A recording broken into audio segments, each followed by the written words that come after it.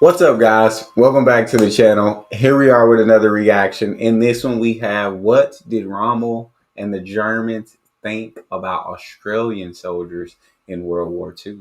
Before we jump in and find out, if you guys happen to enjoy, please don't forget to smash that subscribe button, give the video a thumbs up, and let's dive right in. See what these Australian soldiers, see what kind of impression they left.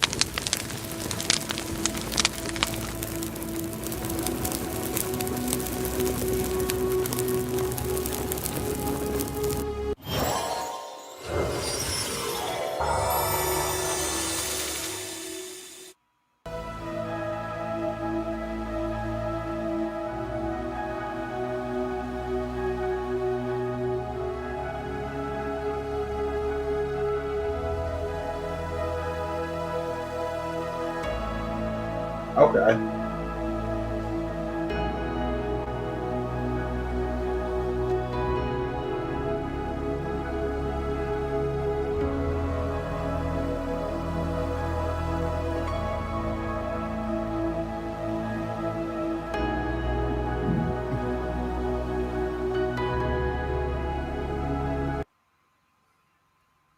After Great Britain declared war on Germany on September 3, 1939, Australia joined in the fight as part of the British Commonwealth. Good, did. Shout out Australia. After the successful German invasion of France, Italian leader Il Duce Benito Mussolini wanted to show the Germans that Italy could start a fight with the Allies too, so he ordered the Italian 10th Army to advance into British-controlled Egypt. Oh, shoot. The Italians promptly advanced almost 60 miles, halted, dug in, and demanded reinforcements.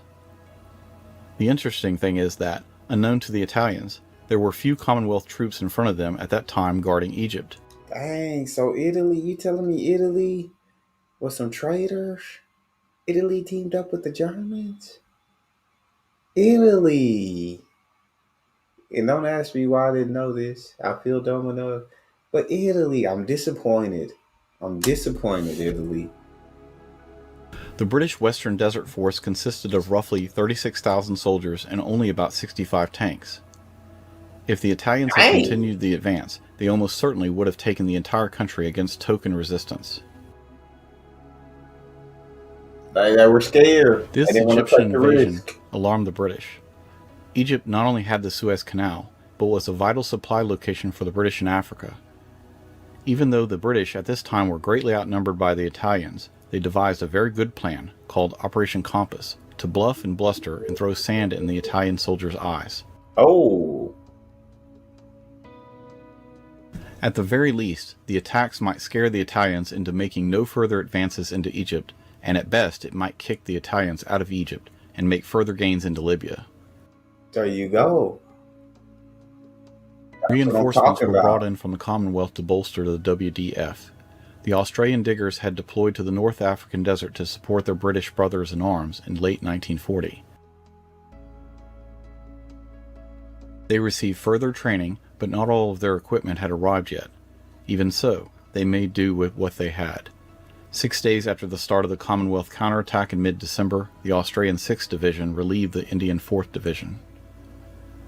Australia also contributed airmen to the British Commonwealth Air Training Plan, as mentioned in an earlier video about it. Since it covers the subject so well, nothing more will be mentioned about it in this video. Okay.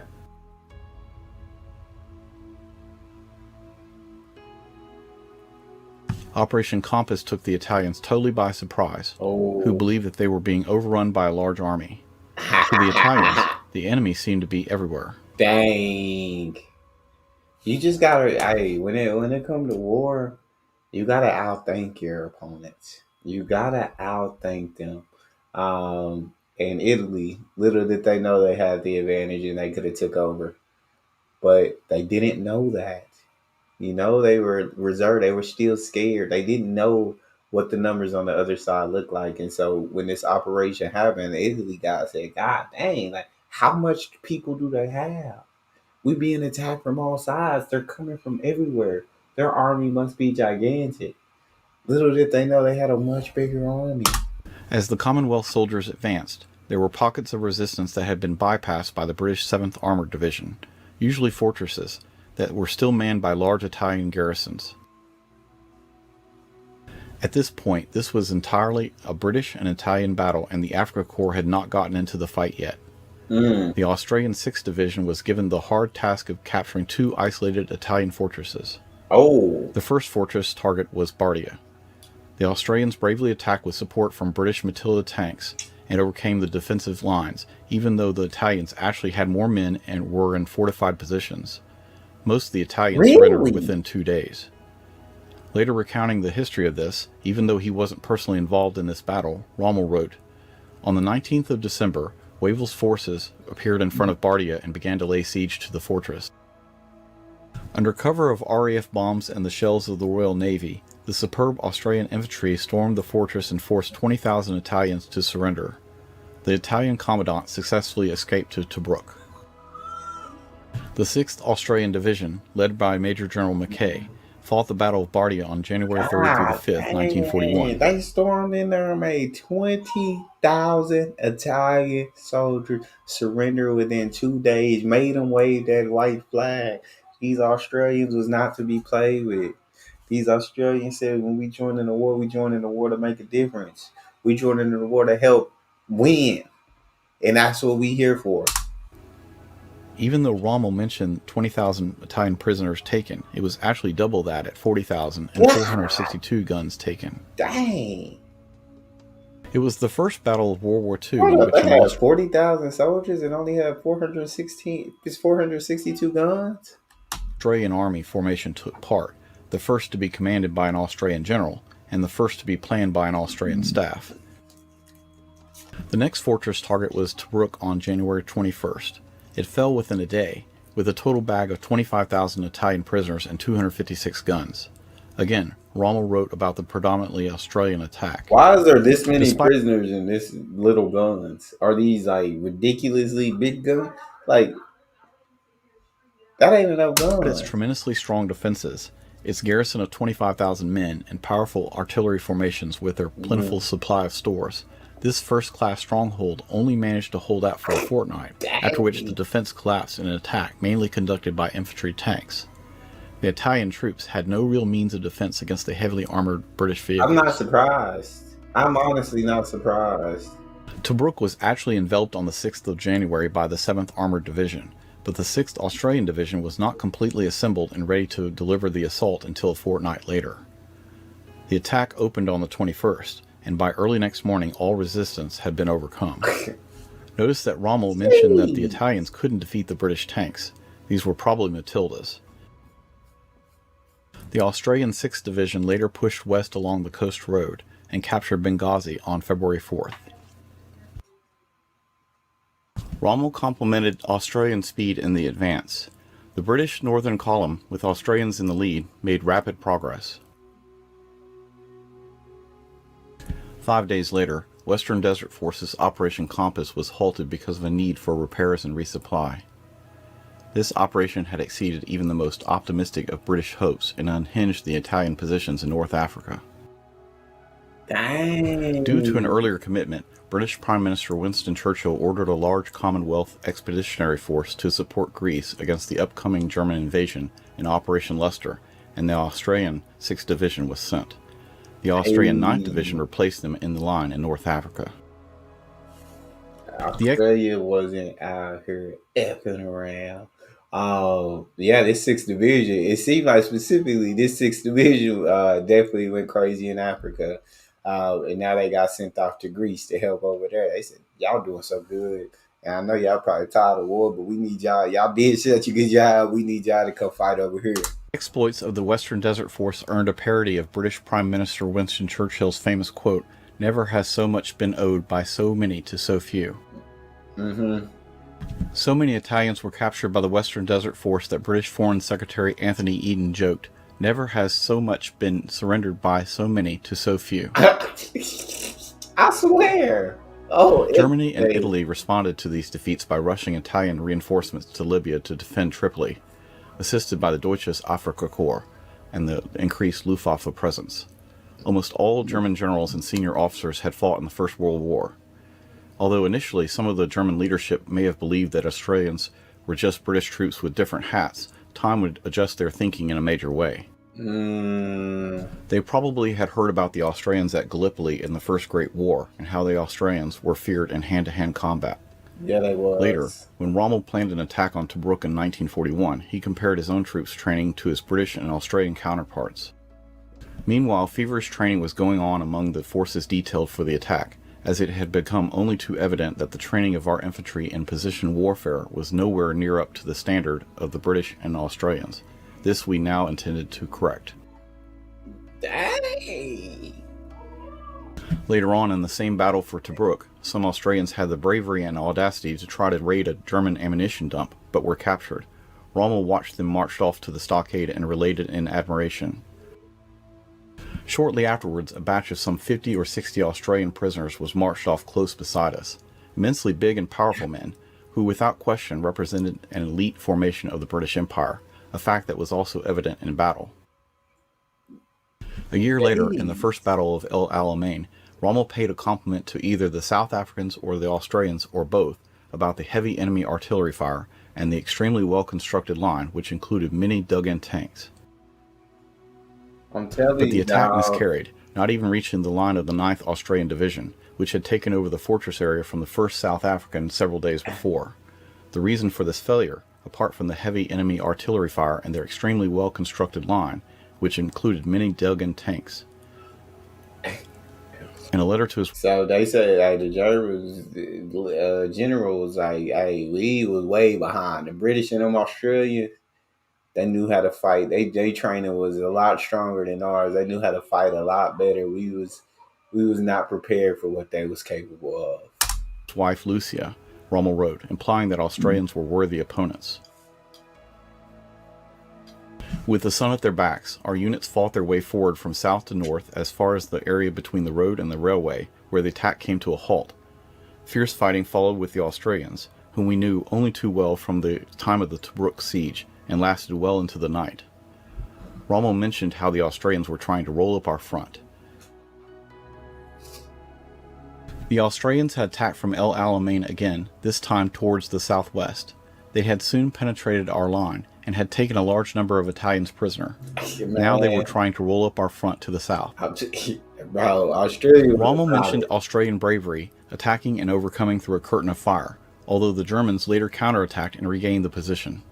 On the moonlit night of the 26th of July 1942, the Australians attacked again, this time in brigade strength. Their objective was the German line west. The assembly had been made in all secrecy, and the assault, which was preceded by a violent RAF bombing attack, consequently achieved a considerable measure of surprise. Despite the curtain of fire which was at once put down by the German-Italian artillery, the Australians succeeded in penetrating our front and wiping out the greater part of one German battalion. Rommel stated that Australian and New Zealand infantry were excellent, while discussing battle tactics in the desert. In this form of action, the full value of the excellent Australian and New Zealand infantry would be realized, and the British artillery would have its effect. They said we don't know. Is that Australia or is that the Brits in different hats, bro? Because they is kicking our butt. They tearing us up. We don't know how to fight them. We ain't got an answer. We don't got a solution to the problems that they're giving us. To German soldiers, the Australians fought unlike any men they had ever faced, and some of these Germans had fought the Russians on the Eastern Front. Dang. Apparently, they were some of the toughest soldiers in the war. I'm not surprised. They were hardy and excellent soldiers who fought for their mates. I'm not Rommel wrote in surprised. his diary that the Aussie defense of El Alamein made it impossible to take at the moment, although it's unclear which battle of El Alamein Rommel meant exactly. It's understandable that he didn't want to broadcast that outlook to the rest of his Afrika Corps. Some Germans hated fighting the Australians because they considered them to be like animals from down under by the way they fought in both world wars. According to at least one source, Australian soldiers didn't always consider it a high priority in the heat of battle to take enemy prisoners, unless specifically ordered to do so, or there were very large numbers of them surrendering en masse, like at Bardia or Tobruk. Enemy machine gunners were especially hated and invariably got shot or stuck. The esteemed Afrika Corps was very impressed with the Australians they fought and had a healthy respect for them. In every source, you won't find any bad comments from any German, whether a regular soldier or a field marshal like Rommel, but many comments held the Australian forces in very high regard, with adjectives like excellent and powerful. However, Respect. there wasn't always a great deal of respect for their British commanders, and it Mm. would take Montgomery's arrival to change that attitude. A popular story at the time, which may or may not be true, is that when Montgomery was appointed to command the Commonwealth Army in North Africa, he remarked, "After having an easy war, things have now got much more difficult. A colleague is supposed to have told him to cheer up, at which point Montgomery said, 'I'm not talking about me, I'm talking about Rommel.'" According to many people, I'm Rommel not talking about me. I'm talking about Rommel.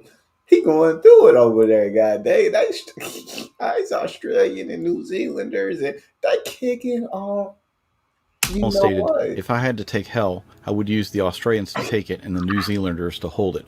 Perhaps he did say this, because so many people have repeated it, but no original source can be found for this quote. If anyone does have an original source, please share it in the comments section, because many people would like to read it. At the end of Operation Compass, Commonwealth soldiers took over 138,000 Italian and Libyan prisoners, Yeah. hundreds of tanks, and more than 1,000 guns, and many aircraft, against WDF losses of 1,900 men killed and wounded, which was about 10% of the Allied infantry. Jeez Louise. So, here's the surprise that will probably change your mind about Rommel's attitude toward Australian soldiers forever. Yeah. At the end of the war, Rommel's family hid his trunk with his photographs and memorabilia. According to his son Manfred, "The trunk contained my father's complete set of camera equipment, personal effects, and about 3,000 snapshots which my father had himself taken. He was particularly proud of his color photographs, some of which had been taken with a certain amount of danger to himself. Oh. One, I remember, which was most impressive, showed Australian infantry attacking with bayonets. Bro. Notice that the photographs were taken by Rommel himself at great danger in the midst of battle. Rommel was so impressed by Australian infantry attacking with bayonets that he photographed them while they were attacking, and then brought back the pictures to his home as keepsakes." I was gonna say he had that much respect for these Australian soldiers, bro. He saw they was kicking his butt. He said, "Ain't nothing we can do. Let me take a picture of it."